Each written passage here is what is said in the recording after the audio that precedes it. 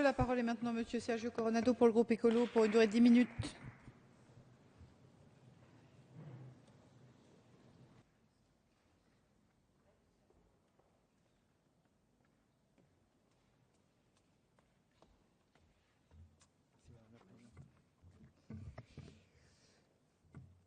Madame la Présidente, Madame la Ministre, Monsieur le Ministre, chers collègues, je voudrais, comme l'ont fait d'autres que moi ici à cette tribune, me réjouir que sur un thème comme l'immigration professionnelle, nous puissions avoir le débat dans l'hémicycle.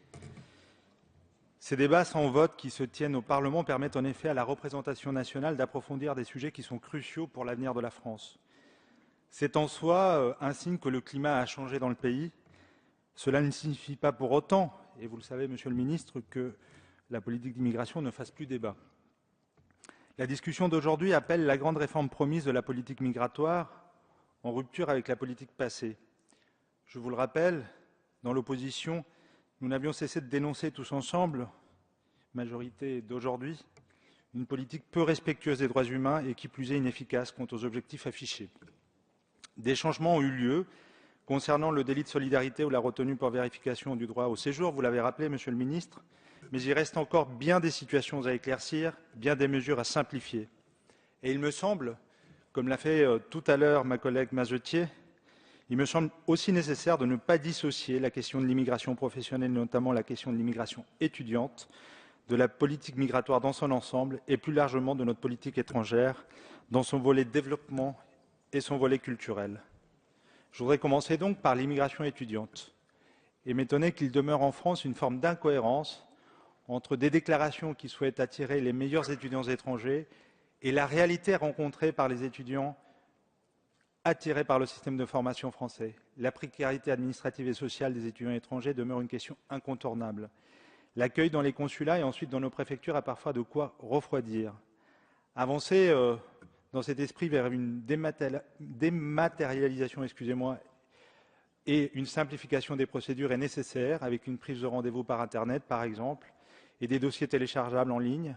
Nous devons établir, à l'instar d'autres visas, une obligation de justification des motifs de refus également. L'accueil au sein de Campus France, dont les missions sont pourtant essentielles, demeure problématique. Cet organisme, qui a pour mission d'informer et d'attirer les étrangers désireux d'étudier en France, est sans cadre fixe et selon les mots mêmes de l'ancien président démissionnaire, il relève parfois d'une gestion boutiquière. À une gestion approximative et très largement perfectible dans le recrutement et l'accueil des étudiants étrangers, il faut aussi rappeler que la politique dissuasive de l'ancien gouvernement, et je fais ici référence à la circulaire Guéant, pour comprendre sans doute la baisse du nombre d'étudiants étrangers en France en 2012, dans un contexte d'une augmentation exponentielle des échanges universitaires dans le monde. Les jeunes chercheurs étrangers sont également confrontés à de trop nombreux obstacles administratifs, bien qu'ils constituent, vous l'avez rappelé Madame la Ministre, plus de 40% de nos doctorants. Cette proportion fait d'ailleurs notre fierté. Nous devons ouvrir le chantier de l'accès des chercheurs étrangers au droit commun. 1 sur 5 ne dispose pas de carte vitale, par exemple. Plutôt que de soumettre ces jeunes chercheurs aux arrangements et accords divers passés entre les établissements d'origine et les nôtres, il faut généraliser la carte de séjour scientifique chercheur et harmoniser la durée de ce titre de séjour sur la durée des droits acquis par la cotisation. L'abrogation de la circulaire Guéant le 31 mai 2012 était essentielle et urgente. Et l'avoir abrogée a été un signal important envoyé par le gouvernement à celles et à ceux qui souhaitent choisir la France pour leur formation.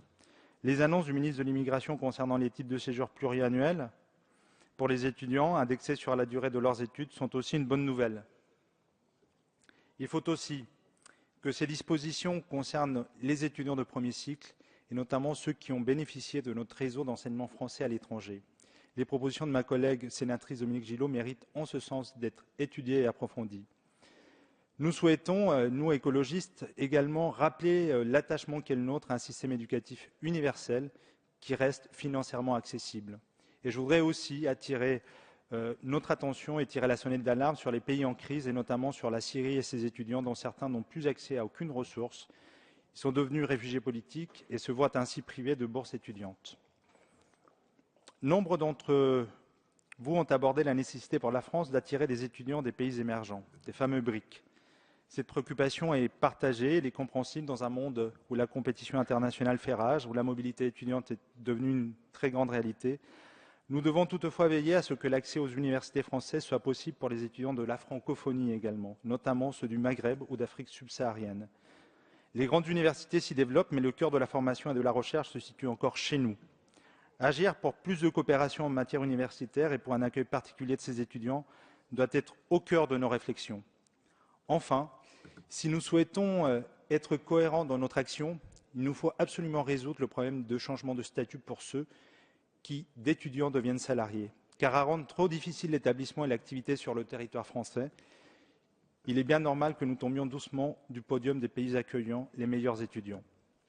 Quant à l'immigration professionnelle, vous l'avez dit également, elle ne concerne qu'une minorité de la population des migrants dans notre pays, 17 000 personnes tout au plus. Pourtant, c'était bien l'objectif de l'immigration choisie que d'attirer une immigration professionnelle fortement qualifiée ou visant à pallier les manques de notre marché du travail. Les dispositions régissant l'immigration professionnelle sont aussi marquées par une très profonde incohérence. Liste nationale de 30 emplois, liste régionale, 9 listes établies dans le cadre des accords de gestion des flux migratoires, accords bilatéraux, non-intégration des travailleurs bulgares et roumains, etc. Les difficultés et complications sont telles que la lisibilité de notre système relève de l'exploit. Les diverses listes mises en place depuis une dizaine d'années ne correspondent d'ailleurs pas, selon les critères même des fonctionnaires du ministère de l'Intérieur, à aucune réalité de terrain, ni ici, ni dans les pays d'immigration. Nous demandons un travail de clarification des différents types de titres de séjour et une réduction de leur nombre. Les titres salariés, commerçants, travailleurs indépendants, compétences et talents peuvent être rassemblés en un seul et même titre, d'une durée de 10 ans renouvelable, par exemple. De la même manière, il ne doit plus exister qu'une seule liste des métiers en tension, avec d'éventuelles modulations sur le territoire, mais pas de modulation en fonction de l'origine des migrants. La simplification, la dématérialisation, l'humanisation évoquées ci-dessus doivent se retrouver dans chaque relation que la France entretient avec des citoyens étrangers. La régularisation des sans-papiers, notamment étudiants, doit être effectuée afin d'assurer au plus grand nombre le respect de leurs droits et des libertés fondamentales. La circulaire dite régularisation du 28 novembre 2012 est de ce point de vue-là, mais j'avais eu l'occasion de vous le dire, insuffisante encore.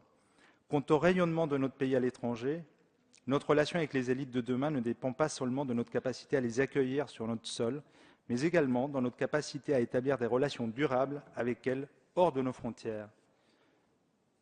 Notre politique d'attractivité ne peut laisser de côté, j'allais dire, ne peut s'opposer finalement à notre politique de développement et de solidarité internationale. Des instituts de recherche tels que l'Institut de recherche et de développement jouent un très grand rôle pour véhiculer notre savoir et nos connaissances, tout en établissant des échanges fructueux avec les chercheurs d'autres pays. L'IRD, par exemple, organise des recherches dirigées par un directeur du Nord avec un directeur du Sud, participant ainsi aux échanges universitaires entre les continents. Les recherches sont effectuées dans le pays d'origine.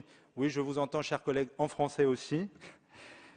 Les recherches sont effectuées dans le pays d'origine avec déplacements en France pour discussions et conférences.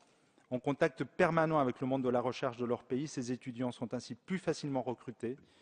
Je le rappelle, plus de 90% de ces étudiants ainsi formés restent ou retournent dans leur pays et y participent non seulement au renforcement du monde académique universitaire de leur pays d'origine, mais également au rayonnement de la France. Nous sommes loin de la politique de captation des cerveaux du Sud par les pays du Nord.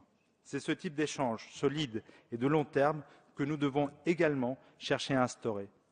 Voilà, chers collègues, quelques pistes que nous devons approfondir pour que notre pays conserve et renforce son rayonnement culturel et scientifique dans le monde. Merci. Merci, monsieur le député. La parole est maintenant